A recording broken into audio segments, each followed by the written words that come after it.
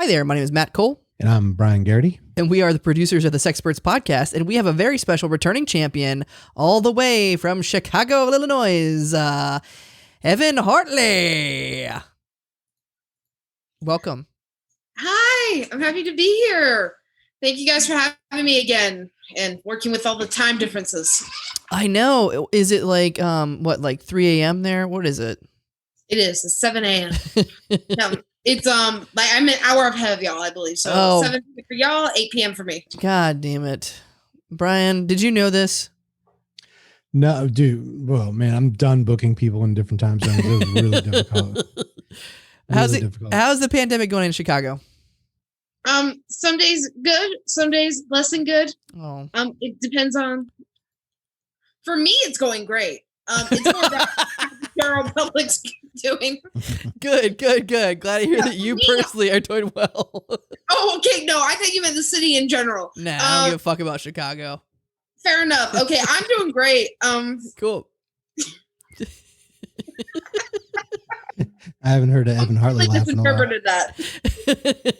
What have you been up to recently? So the last time I saw you, I was the Christmas parody Hallmark musical that we did together, which was fucking. I actually rewatched that recently because I was like, I usually don't rewatch a whole lot of my stuff, but I was like, that was really interesting, and it was like a one-off thing. I want to see how well. I forgot about that. I had that playing while I was painting my living room. Oh, did you really? It was really fucking good. Yeah. What have you been up to since then? Oh, I've actually been working on that more. Me and Anna, who wrote it together, we're doing like a final edit where it's like, now that we did that read through, we're like, okay, what worked, what didn't work, nice, all of that. And we're doing the funnest part of writing, which is rereading all 70 pages and going through what needs to be changed minutely. And how long has it been since the first draft of that thing? Let's see. The first draft was completed first week of November. Okay. All right. So so it took like October to write it. Okay. So it hasn't been that long, but like, I'm thinking of the stuff that I've, written, and then I read it like a year and a half later. I'm just like, that makes it, time makes it easier to cut full pages where I'm just like, what the fuck was I thinking? Like, that didn't make any sense. Yeah. It's easier to kill your darlings once you've been separated with them for a while. Right. Brian, you look distracted. Brian, full disclosure, he sold, I'll put those in air quotes, a glider earlier for a measly $20, and now he's trying to offload a hand saw? What is it? A radial arm saw. It's like a big table saw from the 70s. Yeah. And I'm about to sell it for $1. $1? We made a deal. It was going to be tomorrow, so I can focus on this tonight. Thank God.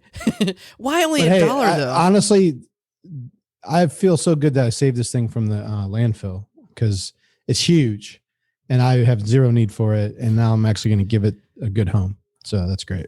Evan, that is nice. Evan, you need a saw. Yeah, if you're wanting to ship it all the way. No, I'm in the studio right now. Okay. So it would take up 1/4 of my living space, which I desperately need. Well, I'm going to use that $1 to come visit y'all in Chicago. Please do. My couch is also a bed, and I do have my own bed. Holy shit. How long you been in Chicago now? Let's see. It's definitely been over a year. It may be almost a year and a half. I think maybe June. So you spent half a year non-pandemic and then an entire year in pandemic? Yeah. Oh, I say that like the 4 months I was able to experience the city, I very much enjoyed it. And then I got really familiar with the Mariano's around the corner, which is a grocery store. I've been to a Mariano's in Chicago. I love the way Brian delivered that. Like, I'm back in this convo, guys. I went to Chicago. I went to Mariano's. I know. Brian, can I thank you for putting... I'm really touched that you made me a priority over the rotating saw. Like... rotating saw. Listen, I'm sorry. I have to make this deal or I won't have enough money to come visit you in Chicago. That $1 will get you a ticket on Spirit Airlines. No question. It'll buy me a breath mint on the way there so that I can open mouth kiss strangers when I get to Chicago. just run off and plant one on the first Midwestern man you see. Yep. I'm here to do 3 things. See my friends. Check out some comedy. That's 2. And open mouth kiss some strangers. That's 3. And that looks sounds like I'm almost out of friends in comedy. That, every person lead with that. No other pickup line. What let's get back to the musical. What's the end all be all for this? You're gonna submit it to or put it on yourself, like at a stage out there in Chicago, or? So that's the fun part with the pandemic ending, is that we don't know specifically when it'll end. Yeah. And so that's kind of an interesting part. We're taking this as a really good time to kind of like finesse things. Cool. Ideally, we would like to put it on, maybe submit it to a few things because it is a Christmas play for those who don't know. Yeah. So it really does have a little bit of a window of when to put it on. You can't like put it on in the summer. Yeah, you have months. Yeah, you have months. Maybe, hopefully, pray, cross your fingers that by the time Christmas comes around in 2021, that there will be somewhere to put it on somewhere. God damn. Yeah. So that would be really cool. Yeah. Yeah, but we're kind of just open to what, whatever the world has in store, which as all 3 of us have gotten to know is very varied. Actually, yeah, take a step back and I talk like everybody knew this thing. Like we got famous, all this fucking thing. But what was the musical parody that we did back in December? So myself and Anna Souza, an amazing, wonderful writer-director that y'all have heard on here before, and actress. Well, she does everything. But we wrote a parody of the Hallmark Christmas movies that are on every year, and we decided to make it a musical. And Matt was nice enough to read it and say, you know what? The world needs to see this digitally. Yes. So we did a digital reading of our script, and now we're kind of finessing it. That is so cool. Is there, because I'm his agent as well as his comedy partner, is there a part for Brian in it? Of course. I think there's a character named Brian. If you want to be Brian. I think there was a character named Brian, yeah. Yeah, but wasn't he like the attractive, like romantic lead type? Bro, I'm right here. Hey, I'm your agent. I gotta be real. I gotta be real, okay? Brian, do you want to be a widower who finds love in that hometown? Yes. Actually, that would be. Now, when you say widower, that ages him up a little bit, so that works. You can be a young widower. Well, Bobby was, but you wouldn't be. Jesus. The roast of Brian Garrity was a week and a half ago. Brian. Did you catch the roast, Evan? Are you a roaster, by the way? You seem like you would be like cruel. Yeah, that's the problem. If anyone wants a particularly harsh roaster, I actually am good at it. Oh. But I don't offer it up. Okay. Because, yeah, it can be a little bit severe. I wish I'd reached out to you to do Brian, because we did the roast and toast of Brian for his 57th, and yeah, some people got pretty darn mean. 57. And Bobby Mercer, this is the second time I'm bringing it up. Bobby Mercer, like, just he dropped a nuclear bomb on Brian's head. Like, he was so cruel. Do you want to hear some deep shit I've thought of in the past week? Yeah. Yes. All right. So check this out. Check it. Lately, I've been feeling old because I hang out with nothing but people in their late 20s, Nothing early but 30s. net. Swish. Go for it. So I feel old all the time. Old. And when I had a birthday a week and a half ago, I felt even older, and like the weight of the age-related depression was becoming like crushing. And I made a decision. I said, wait a second. When I was 37, I felt old. But 37 seems so much younger than what I am today. So I need to remember that I'm young today compared to what I'm going to be like when I'm older. So why spend the time when I'm young feeling old? I would like to insert a quote from Kung Fu Panda that I felt like would really suit this moment well. Oh my God, I miss Evan so much. I miss you too, Brian. Yesterday is history. Tomorrow is a mystery. But today is a gift. And that is why it's called the present. Boom. From Kung Fu Panda.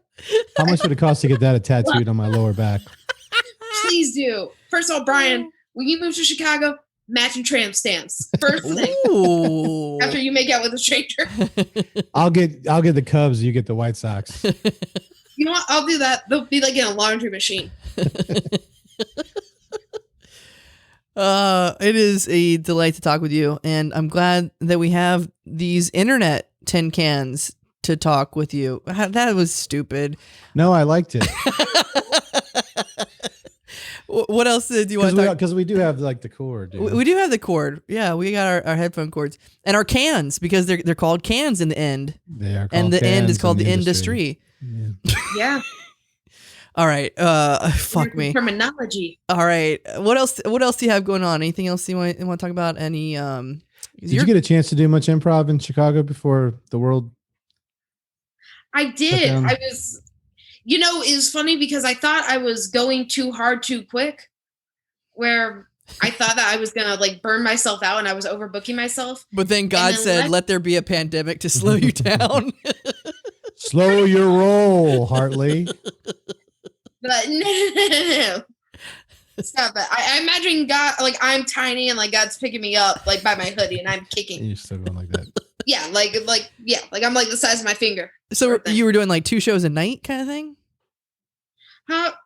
Some weekends, yeah. I was nice. Pretty booked up. And then also the thing is that when you're in a new city, as both of y'all know, you do open mics to meet people. Yeah. And the thing is you have to stay all the way through. And on the outside, I'm 25, and my soul, I'm 97, and I want to be in bed by 8. And what I liked about being in a developed community was that I have already like built the social connections, and everyone knew I was going to show up and do my job. Yeah. But now I got to prove myself to everyone. So that was, I was like staying out to like midnight, and everyone else like, we can stay out to like 4 a.m. And I'm like, oh my God, I'm going to die. Which is crazy because it would be 5 a.m. here, which is that's like the next day.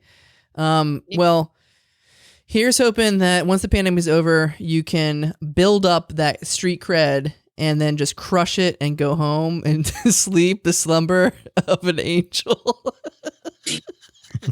I would like to get to the point where I don't have to make eye contact with anyone.